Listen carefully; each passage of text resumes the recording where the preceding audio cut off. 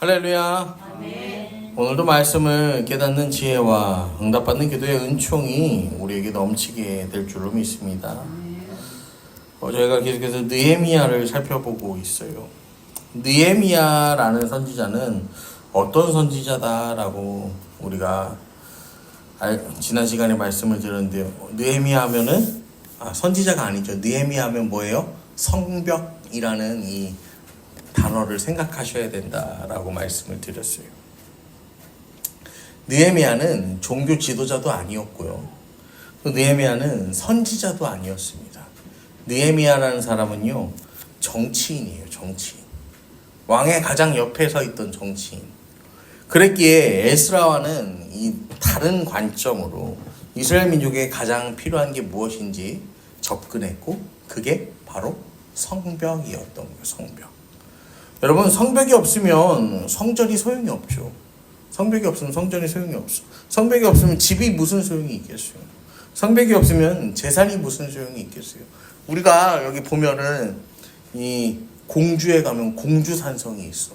그리고 개족산 쪽에 가면 개족산성이 있어요. 근데 왜 이쪽엔 산성이 잘 없을까요? 본문산에도 이제 그 성 둘레 터가 있다고 하죠. 왜냐면 옛날에는 이 신탄진 쪽이, 회덕 쪽이 뭐였어요? 이 조선시대에는 이 근방의 중심지였어요. 그래서 청주, 신탄진, 회덕, 그 다음에 내려와서 공주. 사실 우리가 사는 이 동네는 그냥 다 논이고 밭이고 산이었던 동네죠. 자, 그런데 이 성벽이 없으면 그 안에 아무리 좋은 걸 지어놔봤자 소용이 없어요. 그래서 우리가 보면 어때요? 성벽으로 둘러싸인 곳 안에 뭐 중요한 시설들이 다 들어가 있는 거잖아요. 자, 그리고 성벽이 없으면 집을 아무리 잘 줘도 소용이 없어요. 이 외적이 자기들 마음대로 막 침입할 수 있는데 성벽이 없는데 집을 잘 지어놔봐야 그게 무슨 소용이 있겠어요. 성벽이 없으면 재산도 아무 소용이 없어요. 그래서 이 포로 귀환 시대를 보면 스룹바벨이라는 이 유대 총독은 스룹바벨대로, 에스라라는 이 선지자와 이 율법학자는 에스라대로, 그 다음에 느헤미야는 느헤미야대로 다 뭐예요? 각기 이 방법에 따라서 하나님께서 사용하시는 다른 사람들이었다라는 거죠. 여러분, 하나님이 일하시는 방법이 이처럼 다양하고요, 탁월합니다. 그렇기 때문에 하나님이 우리를 통해 다양하게 역사하신다라는 사실을 우리는 인정하고 그걸 기억하고 맡겨진 사명이 모두 다 다르다는 것을 알고 이 느헤미야를 우리가 살펴보는 가운데 우리가 내가 맡은 이 사명이, 내가 하고 있는 이 일들이 얼마나 소중한 일인지, 여러분 하나님 나라를 확장시키는 일인지 이 경험되는 시간 되기를 소망합니다. 1절입니다. 아닥사스다 왕 제20년 니산월에 왕 앞에 포도주가 있기로 내가 그 포도주를 왕에게 드렸는데 이전엔 내가 왕 앞에 수심이 없었더니.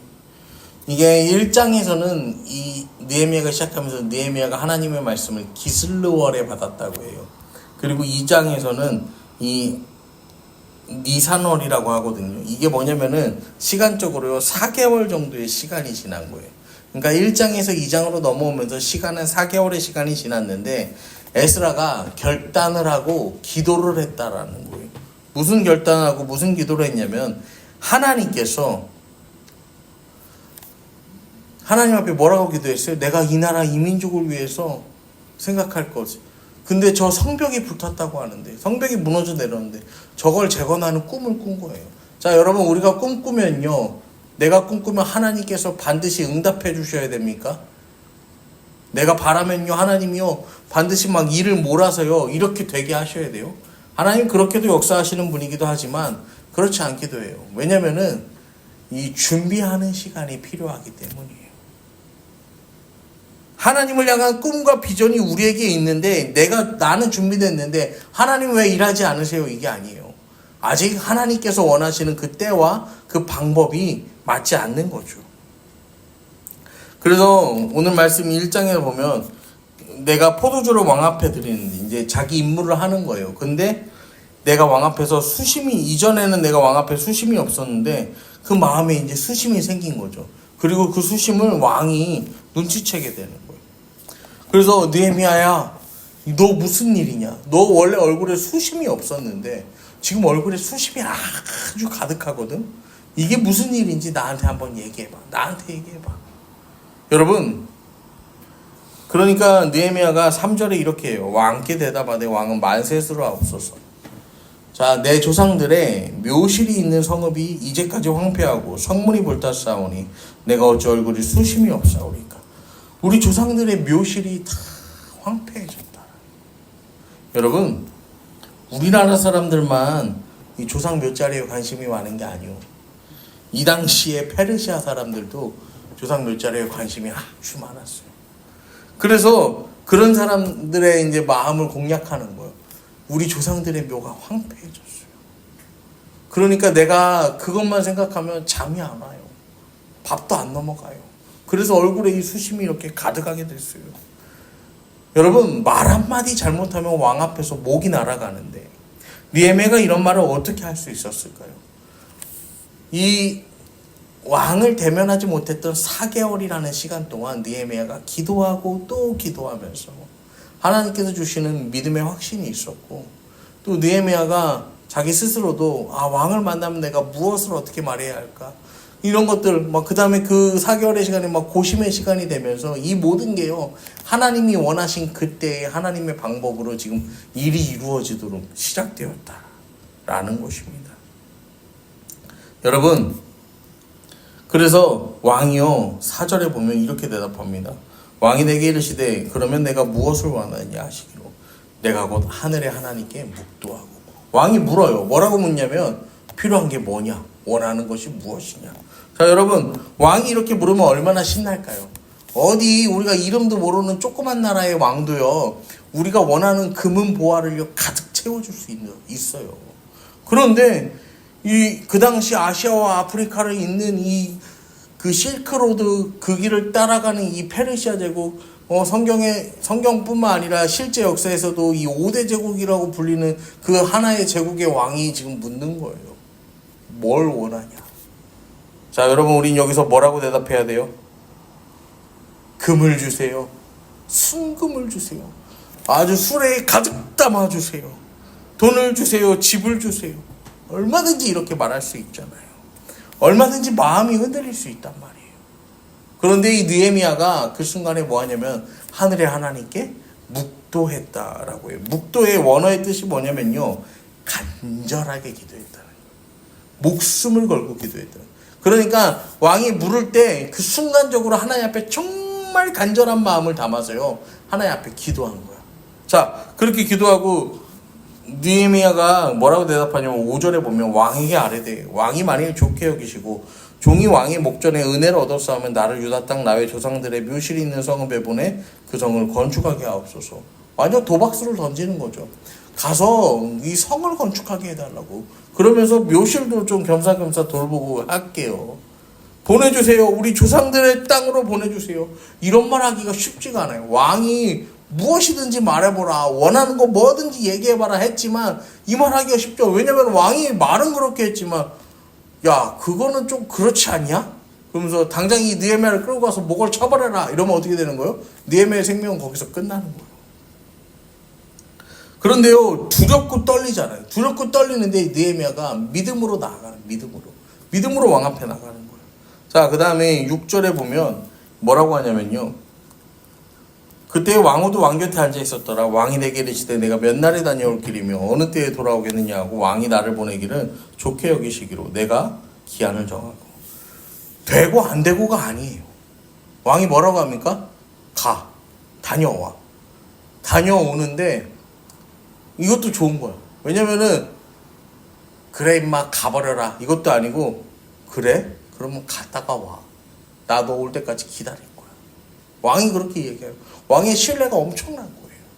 자, 그래서 언제 들어오냐 왕이 묻는 거예요. 그러니까 이제 느헤미야가 또 와라는 거예요. 그럼 왕이시여, 그러면 강서쪽 총독들에게 조서를 저한테 내리는 조서를 주는데 이 통행권, 나를 통과하게 통행권도 주시고요. 그 다음에 또 삼림 감독 아삽에게 조서를 내려서 내가 그 보수하는데 필요한 이 나무 이런 것들도 좀 공급을 받을 수 있게 해주세요. 그러니까 왕이 그러라고 하는 거예요. 왕이 그러라고. 여러분, 통행권도 주세요. 목재도 주세요. 어떻게 보면 굉장히 과할 정도로 지금 느헤미야가 요청을 했던 거죠. 근데 왕이요, 그걸 다 들어줍니다. 왕이 다 들어줘요. 왕이 다 들어주는, 이 지금 그렇게 느헤미야가 고심하고 왕을 만나고 왕과 대화를 하고 왕이 뭐든지 다 줄 테니까 얘기해. 원하는 게 뭐냐? 그래서 원하는 대로 막 얘기해요. 그래서 이게 어떻게 되는 거냐면 8절 마지막 부분에 보면 뭐라고 하냐면요. 내 하나님의 선한 손이 나를 도우심으로 왕이 허락하고. 느헤미야가 이제 느헤미야의 이 사건을요, 나중에 기록할 때 뭐라고 하는 거예요? 하나님의 선한 손이 나를 도왔다라고 하는 거예요. 하나님의 선한 손이 나를 도왔다. 하나님께서 도와주셨다라는 거죠. 여러분, 왕이 도왔다. 이게 왕이 허락한 은혜가 아니라, 사람의 허락이 아니라 하나님의 선하신 손이 도우셨다라는 믿음의 고백이 오늘 느헤미야의 고백입니다. 여러분, 그러니까 우리는요, 느헤미야가 오늘 하나님을 위해서 내가 거룩한 열심을 내고 결단을 했어. 그러니까 그랬더니 하나님께서 진짜 우리가 측량할 수도 없는 은혜를 막 갖다 부어주셨네. 그래서 일이 이렇게 멋지게 되었네. 이렇게 멋진 일을 이루는 사람이 되자. 여러분, 그렇게 결단하는 게 아니라 어떻게 결단하는 거예요? 어떻게 결단해야 돼? 하나님의 선한 손의 역사하심을 우리는 기대해야 되는 거예요. 하나님, 이거 이렇게도 되게 해주고 저렇게도 되게 해주고 그렇게도 되게 해주세요. 이렇게 기도하는 게 아니라 하나님의 선한 손이 그 인생을 붙들어 주기를 기도해야 되는 거예요. 여러분, 우리가 오늘 이 시간 이곳에 나와서 왜 기도합니까? 하나님의 선한 손이 필요한 인생이요, 내 주변에 너무 많으니까. 나부터 시작해서 내 주변에 우리 가족, 하나님의 선한 손이 필요한 인생이 너무나도 많으니까 그들을 위해서 우리가 나와서 기도하는 거잖아요. 여러분, 하나님, 사람의 생각으로 이것도 풀어주고 저것도 풀어주고 그것도 풀어주고가 아니라 하나님의 선한 손. 여러분, 이 선하다는 표현이요, 구약에서 하나님이 선하다는 건 한 단어예요. 토브라는 단어예요. 토브. 토브가 뭐냐면요, 착하다 이런 게 아니라 하나님께서 이 세상을 창조하시고 보시기에 심히 좋았더라 할 때 토브라고 하는 거예요. 그러니까 하나님이 이 세상을 창조하셨을 때, 여러분, 이 세상이요, 부족한 게 있었을까요? 이 세상에 아주 그냥 모자란 게 있었을까요? 아무것도 없어. 하나님의 그 선하신 손, 하나님 보시기에 심히 좋았다 하는 그것들은요, 정말 정말 아름답고 완벽하고, 하나님 그것들을 보시면서 심히 좋다고 했다. 결국에 하나님의 선한 손, 이거는요, 하나님의 착한 손이 가서 붙잡아 주세요가 아니고 완전하신 하나님의 은혜가, 온전케 하는 하나님의 은혜가. 우리 생각으로는 이거 되게 불안정하고 그렇지, 좀 그런데, 그렇게 생각할 수 있는데 어떻다는 거예요? 하나님의 그 선한 손이, 하나님의 완전하신, 하나님 보시기에 심히 좋았다는 그 손이 그 인생을 붙든다라는 거예요. 그래서 구하지 않는 것도 얻게 되는 거예요. 9절 말씀의 마지막에 뭐라고 합니까? 군대 장관과 마병을 보내 나와 함께 하시기로 내가 강 서쪽에 있는 총독들에 이르러 왕의 조서를 전하였더니 1차, 2차, 3차 포로기한 하는데 군대가 호위해 주는 건 3차가 유일합니다. 이전엔 받지 못했던 은혜가요, 더해져서 임하는 거예요. 여러분, 우리가 기도하면서 우리가 준비하면요, 하나님은 반드시 역사하세요. 근데 그 역사하시는 때는 언제예요? 내 때가 아니라 하나님의 때예요. 하나님의 때.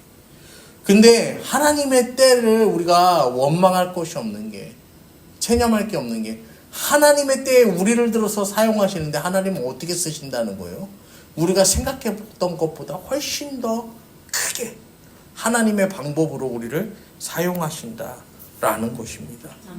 여러분, 그날을 기대하고 그날을 준비하며 우리가 오늘도 이 하나님의 선하신 손을 간절히 붙잡고 의지하며 간구하는 저와 여러분 되기를 간절히 축원합니다. 아멘.